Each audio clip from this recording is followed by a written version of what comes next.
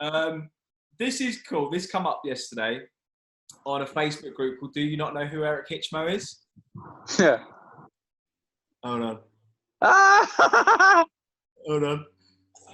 David Frith, the regional manager of Burnham Hall, played by Ricky Gervais, refers to his boss, Jennifer, by the name of a famous person but not to her face. Camilla Parker Bowles. Pass. For Taylor Clark, call her Camilla Parker Bowles. So where are you? Are you at Jamie's? Jamie's, yeah, back garden. Can I tell you something about Mastermind? If I had have been in with the group of people that done it the week before, I would have came second. 10 points won it the week before, 9 would have came second. You're like fucking Joe Gallagher, mate. How's it going anyway? You good? All right, mate. Yeah, feeling good. So we've got some news, haven't we? Yeah. Cool. Do you want me to tell you? Yeah, well, yeah, because otherwise it's a bit of a pointless exercise. I'm fighting a Scottish kid called Darren Trainer, who I'm fighting him at lightweight, so I'm making my lightweight debut, which is interesting. Oh my god! Okay, he had a good fight with Tennyson, didn't he? Well, Tennyson beat him in 3 rounds, but he knocked him out in the 3rd round. But Tennyson dropped him in a second, and I think then he almost dropped Tennyson in the same round. And then Tennyson cleaned him out. Great knockout in the 3rd round. He lost by KO to Ryan Walsh. He fought a Spaniard called, I think, Julie Garner. Julie Garner? Yeah, it sounds like a Hollywood movie star, female. But yeah, been in a rom-com with Matthew McConaughey. Yeah, but apparently he lost, and it was a bit of a dodgy decision out there in Spain.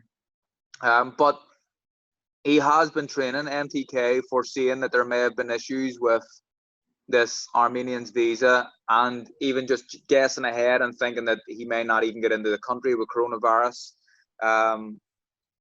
They've been paying him to train for 3 or 4 weeks now, so he'll be in reasonable shape.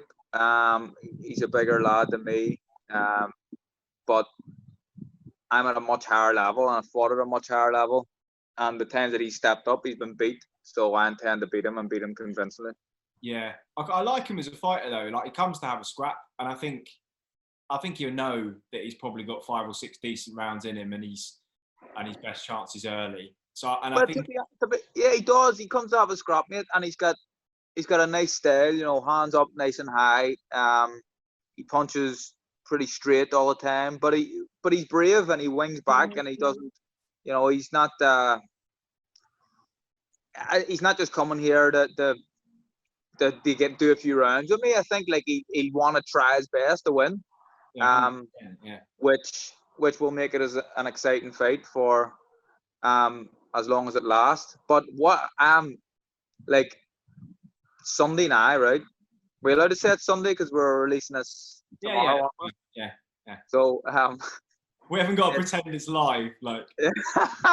So it's Sunday night. I've just had what I do always on a Sunday, up until normally probably 3 weeks out from a weigh-in would be the last time I do this. But I fast from like 7 o'clock Saturday evening, and I eat again about 4 o'clock on the Sunday. But I do like 3 courses, and I just done that like less than a week out from the fight, and it's fantastic. Yeah. Feel good. I might just be a lightweight now because it's really enjoyable. Yeah, you're definitely big enough to be a lightweight. That'll be no problem against Teofimo Lopez. Let's get you with Lomachenko and Lopez. That'll be a perfect finish to your career. Nice, easy touch to finish things off, and we'll waltz into the Vegas sunset. Yeah. But listen, it's really enjoyable not having to make weight. Boxing is brilliant when you don't have to make weight. Yeah, mate, you're literally for 1 week only, you're living the life of a heavyweight. How brilliant is amazing. That? Yeah. I'll have to stop now though. Like I've got my diet, and it's like no carbs and stuff for the next 5 days, and yeah, imagine if you missed 135. Imagine. It's in my head, you know. It's actually in my head. I'm like, oh, please don't miss 135. Imagine if you missed one. Rob Tebbutt would be buzzing because he'd have another naked Frampton video on the screen. Another 2.5 million videos for Boxing Social. Thank you very much. Mate, absolutely brilliant. Yeah, I'm buzzing, mate. I actually, like I said, I like Trainer, and he's, from what I've seen, he's more dangerous once he's been hurt. So if you catch him, you've got to stay tight because he does kind of fire back. He doesn't. He gets a bit Amir Khan when he's hurt, but then actually that's can be quite dangerous. So and I think what I'll have to say about him is, I think he's a better fighter than Vardanyan. You know, I like to think that I'm honest enough, and to be honest, Vardanyan was an opponent that I was looking at and kind of thinking, you know, the record looks okay, but when you actually look at it and study it, he lost to a terrible guy, and he's good for 2 or 3 rounds. Really, that's about it. So I think that the trainer is going to give me a tougher fight than Vardanyan. Yeah, and hopefully he does, and then you'll be grateful for it, mate, because you know I know like Herring's obviously had to kind of miss his fight with COVID. So you'd really want to take, I know it's sad for him, but you want to take advantage of that and, you know, get out and get the oil on the wheels while you can, I guess. Yeah, no, that's exactly what I want to do. And credit to MTK as well, because we were talking about having this fight. I was kind of saying, look, if we can do Herring and kind of October, November, I'm happy just to take over and wait it out and sit it out. I don't feel like I need a warm-up fight. And they said, look, Herring's having a fight. We'll get you a fight. Let's get a fight. Let's keep the weight down. Let's stay active. And I think now, looking back, it was the right decision. And I'm looking forward to next week. Beautiful, good stuff. I saw Shane last week in the bubble. Shane, who's Shane? Shane McGuigan. Oh, him. How was that? That guy. Well, I said hello to him probably 6 times in a week, and he pretended to not hear me 6 times. So that was weird. And then occasionally he would sort of make eye contact with me across the room. You know, like you'd look at the girl that you fancied at your first prom, and then as soon as she looked at you, you'd sort of look away and pretend to be looking at something in the distance, although there's nothing to look at because we're at Premier Inn in Brentwood. And he's like, and I'm like, what are you looking at, mate? What are you looking at? 1970s wallpaper. I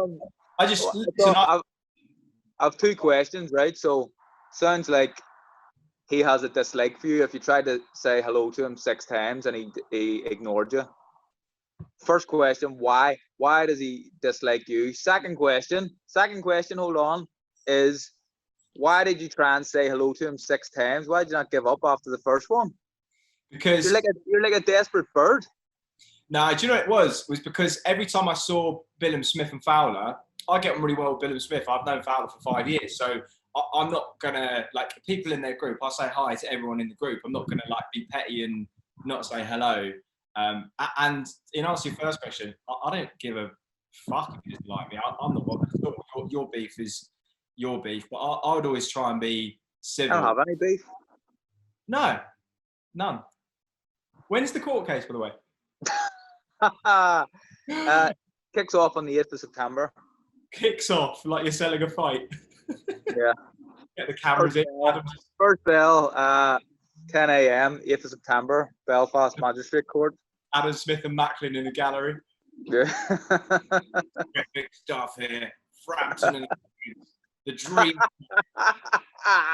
Oh, imagine Adam Smith doing some sort of commentary at it. It would be amazing. Yeah, well, no one else would be able to fucking hear anything. Yeah. So Harper Jonas then. What a fight! What a fight! Great fight. I thought Jonas won it by a couple of rounds, but I couldn't. He couldn't. I don't think he could argue a draw. Really, I think I was speaking to you about this, and I think you made the point that the rounds that Jonas won, she won them big. And the rounds that Harper won, they were a little bit closer. But I don't think I could have made an argument for Harper winning, No. if you get what I'm saying. But I think Jonas was hard done by, but a very good fight, and it deserves a rematch. And a credit to Jonas, who a lot of people written off, the bookies in particular. But Jamie, Jamie was talking to me about it, and she was sparring Chantel Cameron a lot, and he had said that if he hadn't seen her sparring Chantel, he'd have probably thought the same as everybody else, but he was impressed with what he had seen in sparring, and he knew she had a chance. So credit to her. That was what made me know it was going to be close as well, because that's what Molly McCann said. She actually sent me she said, oh, Tash and Chantel were sparring today, and then about an hour later, sent me a selfie just with her eyes and just said this was unbelievable. And she said, don't write Tash off. So I thought, right, we're in. But I watched it again after Nige. So for people watching this, obviously I called you yesterday, and then Nige was like, nah, Tash fucking won, you talking shit. And I thought, bloody hell. So I watched it again on the telly, and I had Tash by 1, but it was very, very close. I wouldn't be confident in saying that. It wasn't like other fights where you could say that person definitely won. I think if you judged it as a block of 20 straight minutes, you give Tash the win. But if you just divide it up into into 10 rounds, it's actually very hard to find more than 5 rounds for either fighter. But if you could find them for one, it would be Tash. It was an amazing advert for, people say female boxing, but for boxing. And that's what I said about Katie Taylor and Pursuing, an amazing advert for boxing. And the sooner that women are allowed to box 3-minute rounds, the better. I think Tash, she landed this shot that hurt Harper. And it was something the Irish amateur called Zar Antia, you call him, from Georgia. Not Georgia, America, Georgia, Eastern Europe, former Soviet country.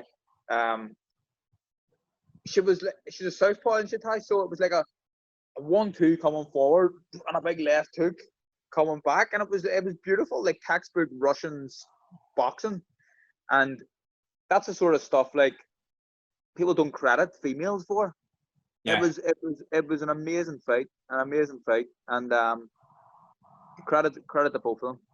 What I will say as well is I thought Gallagher was, and I know we only got their corner because I guess they got limited cameras, but Gallagher was excellent, because there was a couple of times in the first 4 where I think Tash had been hurt a little bit and was just getting a tiny bit ragged, and he just got her focused on the right things. He just said, just reset your head, 10-round fight, no rush, get your shape back in this round, just get your shape back. He's like, don't think about too much else.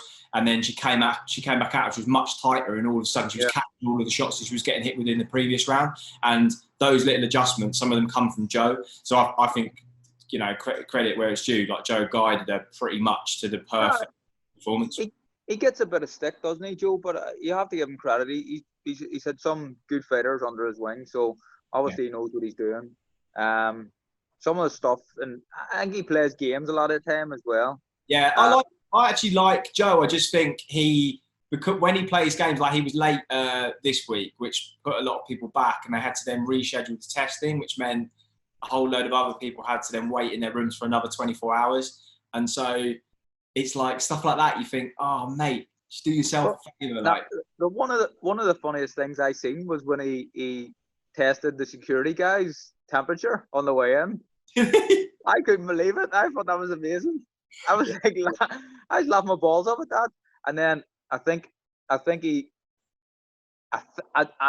now, this is me just thinking, so I'm not 100% sure of this, but I believe why he wanted privacy while he was getting the swab done, and this is my theory to this, was because there was a few, when Anthony Fowler got his swab tested with his mouth open, there was a few dicks superimposed into his mouth. And I think Joe was guessing ahead. He didn't want this to happen to him. Fucking hell. So I think that could be accurate. Yeah, so and what a life you live on social media if you have to think about that. You have to think about that. I would worry about that, but from people like yourself and Darren, I wouldn't think, oh well, if someone does it, I just think, who cares? But I would laugh, but yeah. Would you? Well, when are you getting tested? Yeah, I go down to tomorrow. Yeah. I go down today because it's Monday. It's Monday today, isn't it? Yeah, because this is obviously live, so Yeah. just for anyone watching.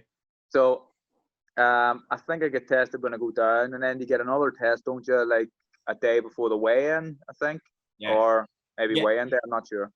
Yeah, and then they check your temperature when you get to the venue or something like that. They checked our temperature on the hottest day of the year. So they put a thing on your forehead, and I'm like, mate, it's 36 degrees. Like, even if my skin is the same temperature as outside, I'm basically going to fail. So what happens there? Did that affect the temperature reading on the machine? Yeah, but I was like, well, this is insane. Like, so we went into, there was a room that was normal temperature off to the side. So we went in there for like 2 minutes and then came out and got tested. And it was fine. But they were like, oh, I think it just messed with the readings. But of all the times, for it to be one of the hottest days on record. Yeah. But yeah, what's the cutoff point? Is it 37.1? The fact that you've asked me and then given me such a specific answer tells me that you know the answer. No, I don't know. So I see a guy called Warren who's physio, looks after me, and he tests me every time I come into his clinic, and he says 37.1, but I think he just made it up because I'm always close. I'm like 36.6 and it's 36.8. I'm like, well, I'm getting close to this 37.1. By the way, before I forget, is this it says it's at the BT Studios on the weekend, but I've heard rumours that it's at York Hall. Yeah, your call. Oh, So why have they changed it? Surely that's just going to cost them money, isn't it? haven't got a clue. But yeah, it's now your call instead of the BT Studios, which I'm half looking forward to. Your call better than the BT Studio, isn't it? You must have boxed there a few years ago, right? I topped the bill on Sky Sports actually at your call against Chris Hughes, and had a highlight reel knockout, which was good. And I think I lost as an amateur in your call against Stuart Langley, Ireland versus England. Yeah. All right. Cool. So that'd be nice to go back there, but because that just wouldn't have been on the cards any other time apart from this. No, would it wouldn't. But it's a nice historic little venue, so I'm delighted that it's there rather than the BT Studios, if I'm being honest. Yeah, wicked, son. All right. Well, I'll be done with fight camp, so maybe we'll jump on another call after the fight. So I'll speak to you in a couple of days. Right, yeah, mate. Take care soon. Cheers, mate.